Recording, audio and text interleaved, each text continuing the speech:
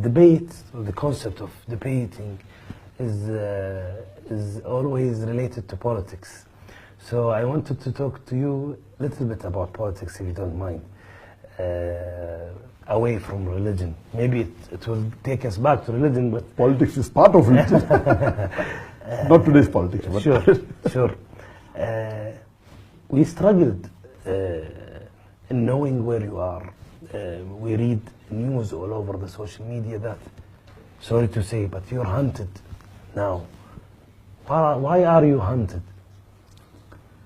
The best answer that I can give is, I think it is mainly because of my popularity.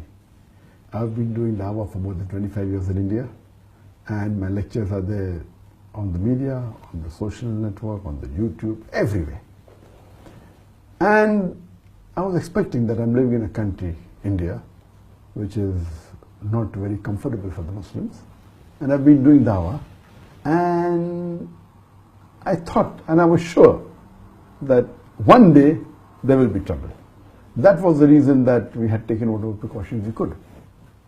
And recently, 3 years back, there's a new government that came to power. And we know we have a new Prime Minister, Narendra Modi. Mm-hmm. And we knew that about 15 years back, when he was the Chief Minister of Gujarat, one of the states in India, there are many NGOs, many organizations have given several reports that he was responsible for killing of more than 2,000 Muslims, making a state organized, killing of Muslims at large scale. So much so that there were cases filed against him in different parts of the world. He was not given entry to USA, to UK, and he was not allowed to enter many countries of the world for several decades. About 3 years back, when there was election, he won the election and became the Prime Minister. Now, when he became the Prime Minister, all these sanctions were removed. So this is democracy. Irrespective who you are, if you are elected, to build relationship, they can put anything down. And he traveled to many countries, including Muslim countries, to build relationship in the first couple of years of his tenure. And it is known that the party that he belongs to is against the Muslims. And we're expecting this to happen. And he was waiting to get some excuse to stop my activities. Last Ramadan, on the 27th of Ramadan last year, yes, that the 1st of July, there was a terrorist attack that took place in Dhaka. Sorry. And 6 terrorists, they killed about 20 foreigners in the neighboring countries. And one terrorist happened to be my fan on the Facebook. So there was a small article that came in the Bangladeshi newspaper that one of the terrorists is a fan of Dr. Zakir Naik. And such How many fans do you have on Facebook? On the Facebook, alhamdulillah, now there are about 16.6 million fans, Okay. out of so which he is about, one out of 16.6 million, 4.5 million are from Bangladesh. Okay. So he's one of the 16.6 million who liked me. And this news had come several times before. Most of the Muslims in the world, because of the popularity of Peace TV, which has a viewership of 200 million, when you catch a Muslim, there are high chances you know me. So even the terrorist attack that took place, whether in Glasgow or New York or Australia, when they catch a Muslim, he's been seeing my videos. But never has that been made into an issue. If you ask any Muslim, he has to be a fan of Muhammad Sallallahu Alaihi Wasallam. So will you blame the wrong action that he has done to Muhammad Sallallahu Alaihi Wasallam? No. So here we find that the Indian media blew it out of proportion. Next day, the news article came on the 3rd of July. 4th of July, almost all the newspapers, headlines, almost all the news channels, it was headlines that Dr. Zakir Naik inspired terrorists. And it was as though everything was planned. And day and night, I became sudden viral not only in the world, #1 trending, on the Twitter, on the Facebook. And then, alhamdulillah, many Muslim organizations in different parts of India, they protested. In Bangalore, in Hyderabad, in Kerala, in Kashmir, in large numbers. And one thing good, mashallah, that the Muslims who even differed with me, the difference of opinion in views, even they stood up, saying we disagree that Dr. Zakir is not a terrorist. And mashallah, there was big protest, so much so that the Indian government had 4 different teams, NIB, National Investigation Agency, they had the Intelligence Bureau, that the Maharashtra Police, that the Bombay Police, CID, all of them, And NI alone had 9 teams, each team hanging so few hundred. And the amount they spent money in doing research, that they saw most of my tapes and everything, no problem, I was happy about it. After 1 month, on 2nd of August, they were forced to say in the parliament that nothing is wrong found with Dr. Zakir Naik. He did not find any evidence in his speeches nor in his lectures. So most of the protest stopped, and I thought that this will surely be their plan. So protest stopped, everything became cool.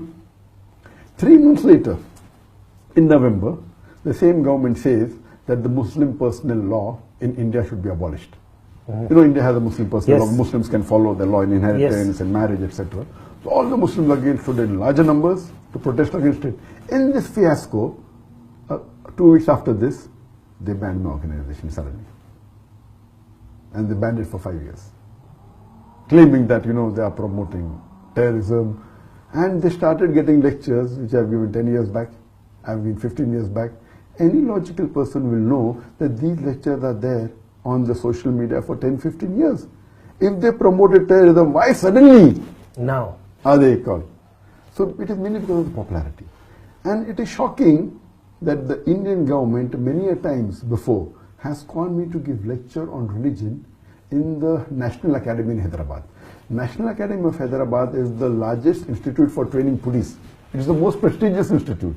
Imagine I have been called not once, twice, and sometimes when I did not go, they pressurized me. They used influence. I'm saying, busy, no, you have to go. So twice I've addressed them, to IPS officers, to the top ranking police. So do you mean to say they've called a terrorist? Not that they found a lecture which I gave just 6 months back or 1 year back.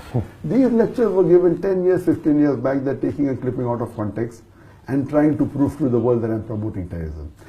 And as you may be aware, that the World Economic Forum has said that the second most unjust media in the world is the Indian media. Never ever in the history before has anyone who has been so popular, so well known, his life is open in the media like an open book. You know, we have Peace TV, mashallah, name is Peace, Qanat Salam, having an English language, Urdu, Bangla, Chinese. The network has more than 200 million viewers. A person who's there on the social media for more than 15 years. I've been giving talks for more than 25 years. And alhamdulillah, I've been awarded, though I don't think so I deserve it, I've been awarded the most prestigious Islamic award in the world. That is the King Faisal Award for the service of Islam, which is equivalent to the Nobel Prize of Peace. It is the highest award.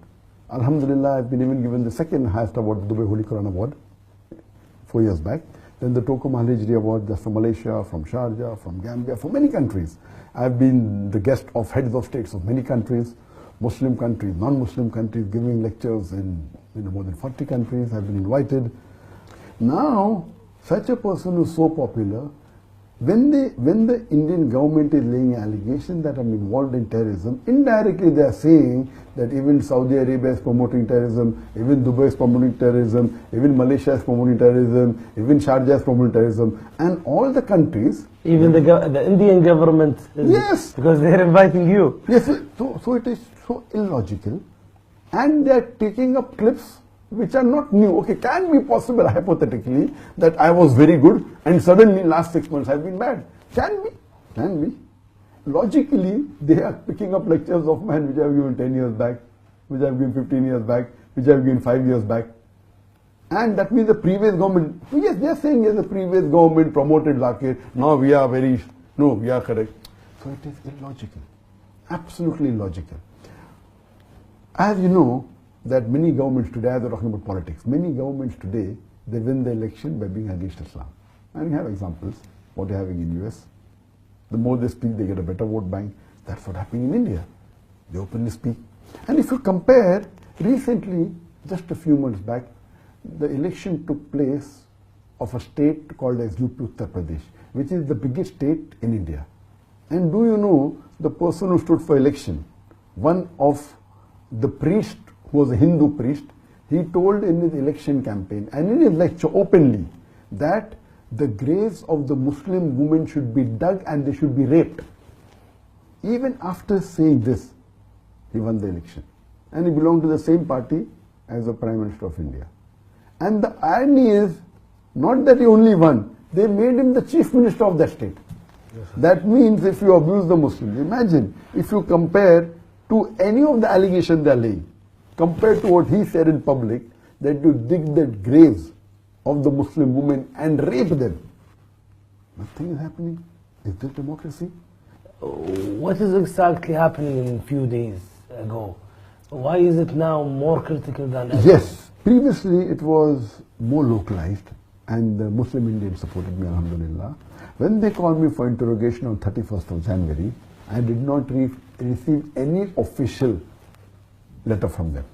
What I was hearing from the media. When I heard from the media, my lawyer gave them my email. And when I got the email, I replied on the email. I'm willing to come on video conferencing. I'm willing to do a Skype interview. What do you want? I'm ready to cooperate. What do you want? They are laying allegations that I'm doing money laundering. I said, where money laundering? We have been submitting our records. So what record we submitted 10 years back? They are saying that's not correct. Now, why are you saying now? When they called me for interrogation, I said that, okay, you want to interview me? I'm ready to cooperate.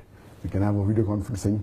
We can speak on the Skype. We can speak on whatever you want. I will cooperate. Give you all the answers. They said, no, we want to physically. Now, physically, we know the history of India. Yeah, of course. We know the history of the Indian police. Out of those people, Muslims arrested for terrorism, 98% are let free. But after 10 years, after 15 years, their lives are ruined. Recently, a few months back, a Muslim by the name of Abdul Wahid, he was arrested on charges of terrorism, then was let free after 8 years, then writes a book. What was done with him? How he was tortured. The first grade of torture, second grade, third grade, fourth grade. He says how they do mental torture first, then how they take out clothes, how they put current on the private parts. All this he mentioned in black and white. How do they do physical torture, third grade? And the fourth grade is they even molest the lady family members, the mothers of the victim, the sisters of the victim, until they give it, until they sign forged documents. So this is known to the world. And you expect me to go back, do you think I'm a fool? Some people say that, oh, why are you a coward? I said, I'm not a coward, it is the sunnah of the Prophet. It is the sunnah of Muhammad sallallahu alaihi wasallam. He did hijrat. When it's difficult to practice your deen and propagate your deen there, India by law we are allowed to preach and propagate our religion. I did not break a single law of the Indian law, not a single. It's allowed by law for me to preach and propagate and practice my faith. Muhammad sallallahu alaihi wasallam is the best example. And alhamdulillah, it's a blessing of Allah subhanahu wa ta'ala that He took us out of India at the right time. The times are getting from bad to worse. And I was aware that, mashallah, you see on the videos, there are non-Muslims, there are Hindus who respect me. The majority of the Hindus, they are good. They love the Muslims. It is these politicians who actually instigate them to do action against the Muslims. Now in India, Muslims are being lynched because on allegation that they're eating beef, they're hanged in public. He didn't have beef, he had meat. And then the police is saying, we'll do investigation whether it was beef or meat. Nonsense. You're hanging a person in public. So now the times in India is very bad. I'm thanking Allah subhanahu wa ta'ala, it took me out at the right time. As far as the investigation is concerned, I am ready to cooperate, but they don't want me to interrogate on the phone. Because when they do it on the phone or in the media, I would love, let the audience, let it be an open interrogation. Why are you wanting a private? Because you know there is something to hide. In privacy, you can surely threaten me. You can torture. That you cannot do. In public, you cannot do on a video conferencing. So this is nothing but tactics. Now the media is saying, because they gave me 3 summons and I did not respond to that, now they have put an unbailable warrant against me. One. This is what happened a few days ago. That happened about a month back. Yeah. Few days back, what happened, 10 days back, that warrant they took and now they are telling to the Indian government that request to the Interpol that Dr. Zakir Naik should be put on the red corner notice. So now, 1 week back, the Indian government, according to the media reports, have sent a request to the Interpol saying that Dr. Zakir Naik is promoting terrorism, therefore he should be put on the red corner notice, and anywhere in the world, any country finds him, should arrest him and send him to India. We all know that the leading country that is protecting Islam is Saudi Arabia. What do you think of the role of Saudi Arabia?